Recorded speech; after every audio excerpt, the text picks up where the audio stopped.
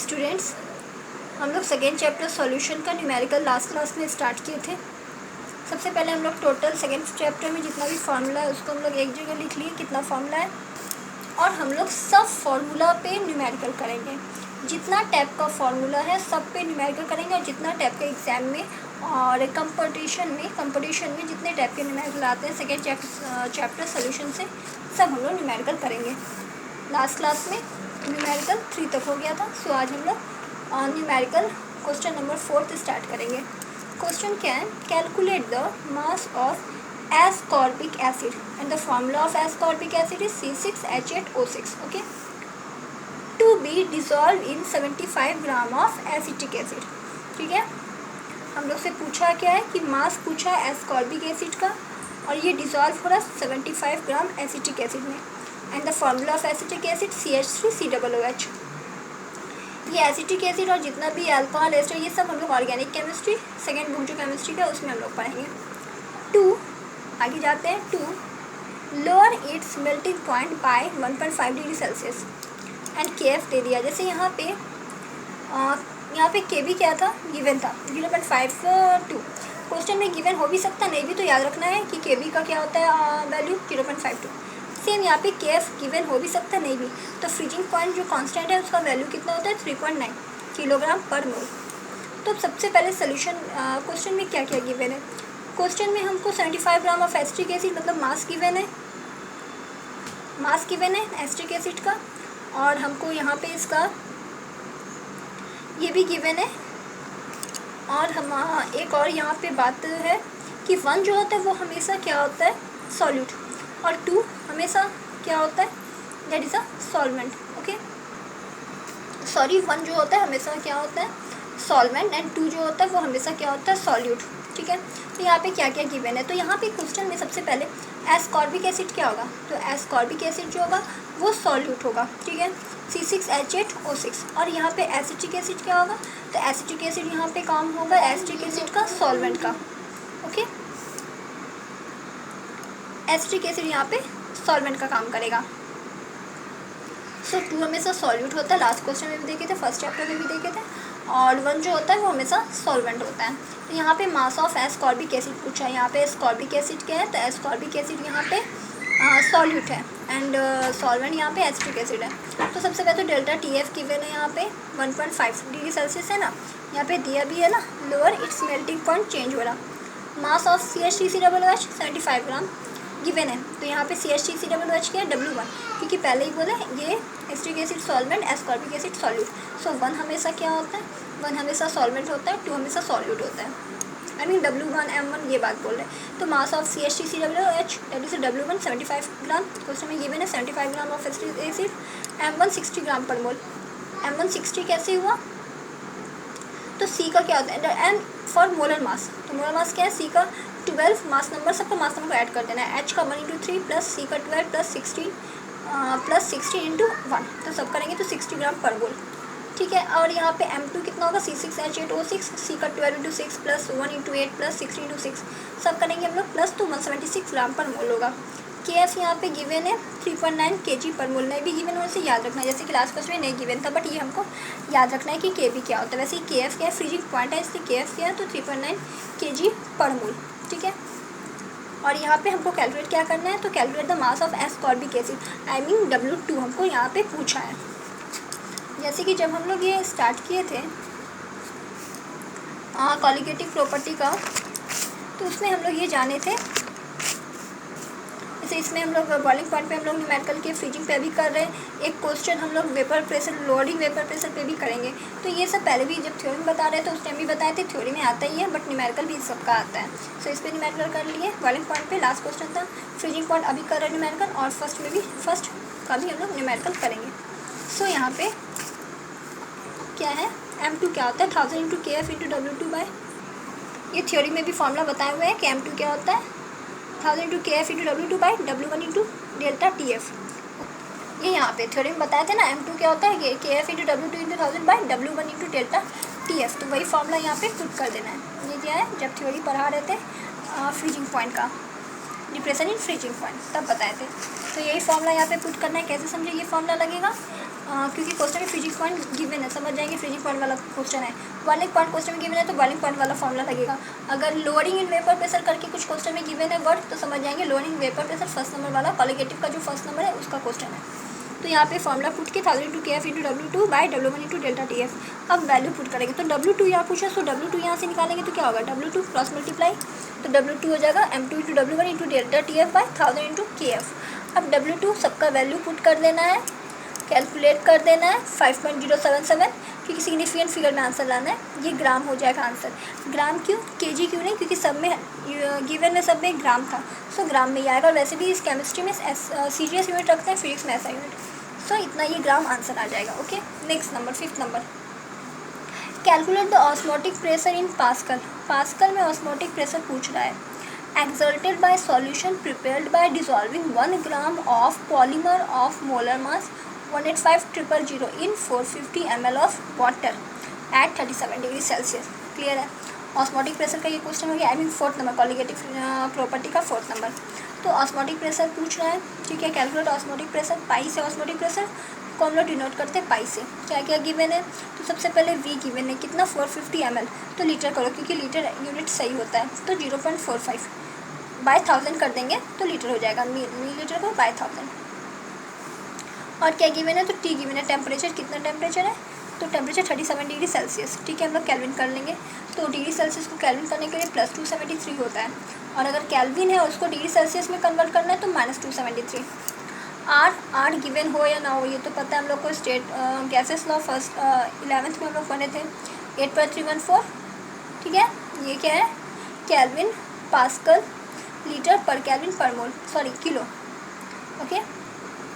तो यहाँ पे ये सब गिवन है।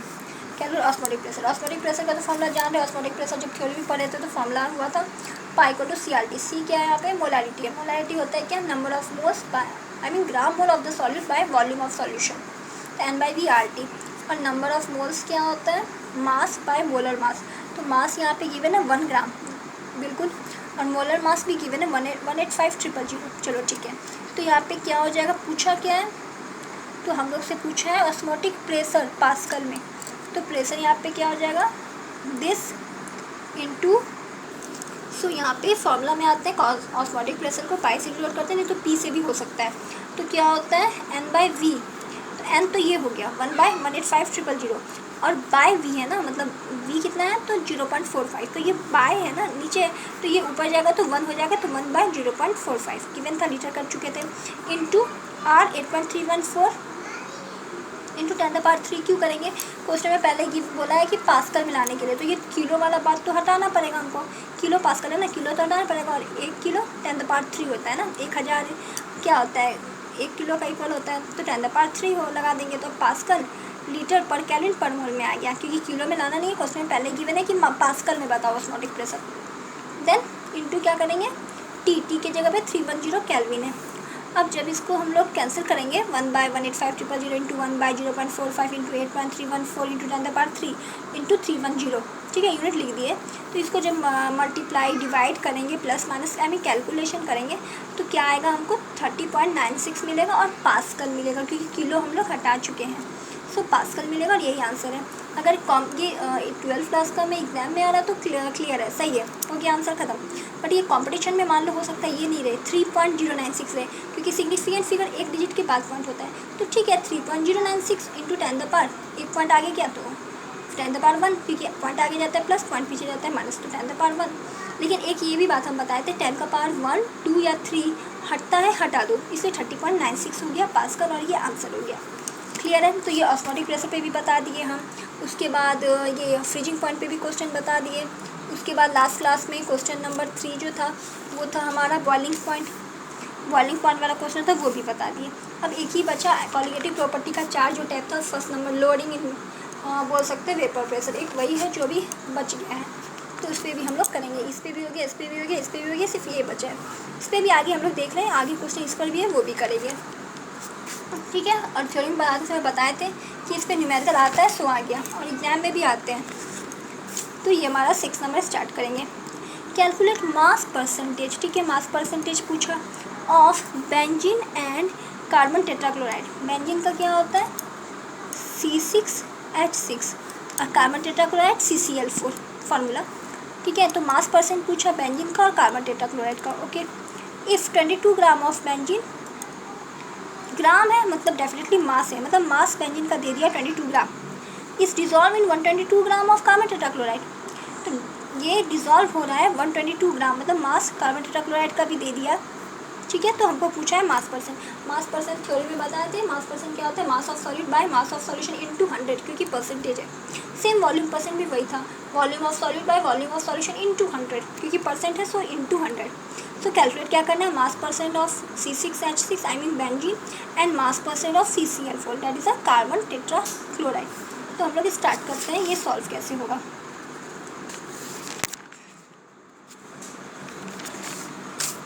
सो सोल्यूशन, सबसे पहले मास ऑफ C6H6 बेंजीन निकाले या CCl4 निकाले। फॉर्मूला तो यही है, mass of solute by mass of solution.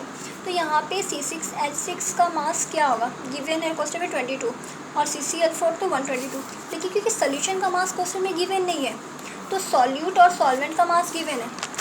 Solute क्या, that is a benzene solute हुआ।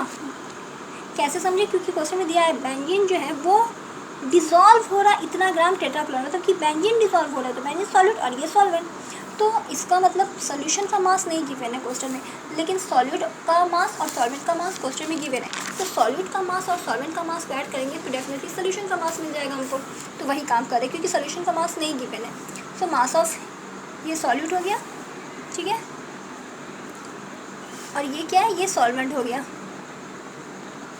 क्लियर है, तो 22 + 122 ऐड करो 144 का। अब इसको क्लियर करना है। तो सबसे पहले यहाँ पे हम सीधा लिख दिए फॉर्मूला, बट सीधा हम पुट कर दिए, बट फॉर्मूला लिखना है। तो मास ऑफ C6H4 क्या होगा, mass of solute by mass of solution. तो यहाँ पे क्या हो जाएगा, mass of C6H6 mass of solution into 100, sorry formula लिखा हुआ है। सो 22 हो गया बाय 144 इंटू 100। जब इसको हम लोग कैंसिल करेंगे, मल्टीप्लाई डिवाइड करेंगे, तो हमको मिलेगा 15.28%। परसेंट है ना, सो परसेंटेज का कोई यूनिट नहीं होता है, सो यही रहेगा। और मास percent of CCl4 I mean carbon tetrachloride, तो मास ऑफ सॉल्यूट ये CCl4 सॉल्वेंट है, तो सॉल्वेंट बाय 144 टोटल का सोल्यूशन का मास इंटू 100। कैंसिल करेंगे, डिवाइड करेंगे, मल्टीप्लाई करेंगे, तो हमको क्या मिलेगा 84.72%। तो ये मिल गया। ठीक है, वैसे हम बताए भी थे कि यूनिट ऑफ कंसंट्रेशन में मोलारिटी है, नॉर्मलिटी है, मोलारिटी है, फिर मोल फ्रैक्शन है, मोल फ्रैक्शन है, मास परसेंट है, वॉल्यूम परसेंट है, पार्ट्स पर मिलियन ppm है। ये सबसे न्यूमेरिकल आते हैं। तो सिंपल न्यूमेरिकल तो तुम लोग खुद भी क्लियर कर लोगे, बट जो ट्रिक वाले हैं, जैसे हम सेकेंड नंबर बताए थे, W/W दे देगा और पूछेगा, तो ऐसे टाइप के जो होते हैं, जो थोड़ा सा हट के हैं सिंपल से, ठीक है, तो वो सब हम तुम लोग को यहाँ पे वीडियो में क्लियर कर रहे हैं कि कैसे होगा। और बाकी सिंपल वाला देगा तब तो बन जाएगा। और एक बात बताए थे, मोलारिटी का मेन फॉर्मूला तो एक है, gram mole of solute by volume of solution in litre, but दो और है, ये भी बताए थे लास्ट वीडियो में। क्लियर है। अब क्वेश्चन नंबर हम लोग 7 करेंगे। क्वेश्चन नंबर 7 क्या है, हेनरी लॉ कांस्टेंट, मतलब हेनरी लॉ का क्वेश्चन है ये। For CO2 in water is 1.67 × 10⁸ pascal at कितना पे, तो 298 केल्विन। यहाँ पे क्या बोल रहा है, हेनरी लॉ कांस्टेंट जो होता है आई मीन KH CO2 का पानी में कितना है, तो इतना है पास्कल।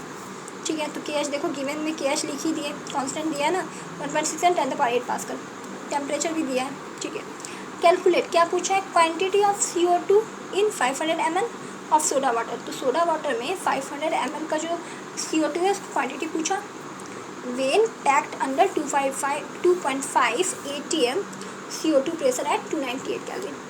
और बोला है कि पूछा क्या है, कैलकुलेट करने को बोल रहा है CO2 का क्वांटिटी सोडा वाटर क्या, तो सोडा वाटर कितना, तो 500 सोडा वाटर जो कि 500 ml का है, उसमें CO2 का कितना मात्रा आई मीन क्वांटिटी है वो पूछा है। जब 2.5 atm का प्रेशर रहेगा और 298 केल्विन का टेम्परेचर रहेगा, तब का ये बात पूछा है। ठीक है, जब टेम्परेचर ये रहेगा 298, प्रेशर कितना रहेगा, तो 2.5 atm एटमॉस्फेरिक प्रेशर CO2 का, तब पूछा है कि CO2 का क्वांटिटी बताओ, अमाउंट बताओ 500 ml का सोडा वाटर में। ठीक है, तो गिवन KH दिस गिवन है। उसके बाद CO2 का प्रेशर गिवन है 2.5 है ना, 2.5 atm किसका, तो CO2 का प्रेशर है, और ये किसका, तो CO2 का। तो ये 2.5 atm आई मीन 2.5 × 101.325। ATM को पास्कल करते हैं तो हम लोग इतना से मल्टीप्लाई करते हैं, ठीक है, ये याद रखना। कभी कभी कहीं 1.01 भी देखते हैं तो हम लोग क्या करते हैं, पॉइंट आगे करते हैं, शॉर्ट कर देते हैं, कैलकुलेशन में ईजी होता है, बट होता है 101.325। तो हम लोग को अब यहाँ पे बताना है भाई मोल फ्रैक्शन क्या होगा CO2 का, ठीक है। सो यहाँ पे मोल फ्रैक्शन क्या होगा, हेनरी लॉ जब पढ़ा रहे थे थ्योरी में तो पूरा उसका एक्सप्लेनेशन दिए थे, क्लियर किए थे फार्मूला को। जब हेनरी लॉ का थ्योरी पढ़ाए थे तो पूरा एक्सप्लेनेशन पूरा एक्सप्लेन किए थे, फार्मूला को डिराइव किए थे। सो क्या होता है मोल फ्रैक्शन CO2 का, क्योंकि CO2 का ही ना पूछ रहा है क्वांटिटी। सो मोल फ्रैक्शन CO2 का क्या होगा, partial pressure CO2 by Henry constant, partial pressure of CO2 2.58101325 by KH, Henry constant 1.67 × 10⁸। जब इसको हम लोग कैलकुलेट करेंगे, प्लस माइनस करेंगे तो हमको क्या मिलेगा, 1.517 × 10⁻³ फ्रैक्शन है, कोई इसका यूनिट नहीं होगा, रेशियो फ्रैक्शन सबका कोई यूनिट नहीं होता है। अब क्या है, अब यहाँ पे क्वेश्चन में एक लाइन दिया था कि 500 ml का सोडा वाटर है, उसमें क्वांटिटी CO2 का बताना है। तो 500 ml का सोडा वाटर में वाटर तो ज़रूर होगा, तो वाटर कितना होगा, वाटर का क्या होता है मोलर मास, हम लोग जान रहे हैं H2O, तो H का 1 × 2 प्लस 16 ऑक्सीजन का मोलर मास, तो क्या होगा 16 × 18 ग्राम, तो 18 हुआ बाय 18 कर देंगे तो 27.78 मोल आ जाएगा। तो ये हुआ हमारा सोडा वाटर का, ठीक है, सोडा का जो कि वाटर में है। तो अब हम लोग देखते हैं मोल, वाटर का मोल क्या होगा 27.78 मोल, कैसे हुआ, तो ये है ना, हमको वाटर का जो मोल है वो हमको कितना मिला। सो मोल फ्रैक्शन अगर हम CO2 का निकालते हैं तो क्या होता है, जो मोल निकालते हैं तो इसका मतलब mole of number of mole of solute, sorry mole fraction, जब हम लोग मोल फ्रैक्शन निकालते हैं CO2 का तो क्या होगा, number of mole of carbon dioxide उसी का निकाल दें, और बाय ये हमारा होगा कि इसमें वाटर का कितना मोल था। तो यहाँ पे हम लोग एक काम कर सकते हैं, NCO2 तो नंबर ऑफ मोल वही पूछा है ना, amount that is number of mole पूछा है, बाय 27.78, इसमें 27.78 आया है, इनटू इक्वल टू ये हमारा XCO2 आया कितना था, तो 1.517 था, तो ये हम 1.517 लिखेंगे, ठीक है। तो 1.517 × 10⁻³ था, 10⁻³। तो अब क्रॉस मल्टीप्लाई करेंगे तो NCO2 इक्वल टू ये दोनों को मल्टीप्लाई करने से 42.14 × 10⁻³ आएगा। 10⁻³ दैट इज मिली होता है ना, मिली, तो सीधा इसको हटा के m लिख देते हैं, मिली मोल। तो 42.14 इंटू क्या हो जाएगा 10⁻, ये क्या हो गया, जैसे 42.14 मिली मोल। अब 42.14 अगर हम लोग मिली नहीं करें तो ठीक है 10⁻³ ही रख के तो वो भी रख सकते हैं, इंटू CO2 का कितना होता है मोलर मास, कार्बन का 12 प्लस ऑक्सीजन का 16 × 32, 32 और 12 44, तो 44 ग्राम। जब इसको हम लोग मल्टीप्लाई करेंगे 42.14 44, तो इसको मल्टीप्लाई करने के बाद 10⁻³ का भी इसी में यूज़ कर देंगे तो 1.854 ये ग्राम आ जाएगा, जो कि ये आंसर होगा। तो हेनरी लॉ का भी न्यूमेरिकल बहुत इजी होता है, जिसको हम लोग ऐसे आराम से कैलकुलेट कर सकते हैं, ठीक है। नेक्स्ट क्लास में हम इसके आगे का क्वेश्चन 8 नंबर 9 नंबर 10 नंबर और आगे हम लोग न्यूमेरिकल करेंगे, ठीक है, ओके।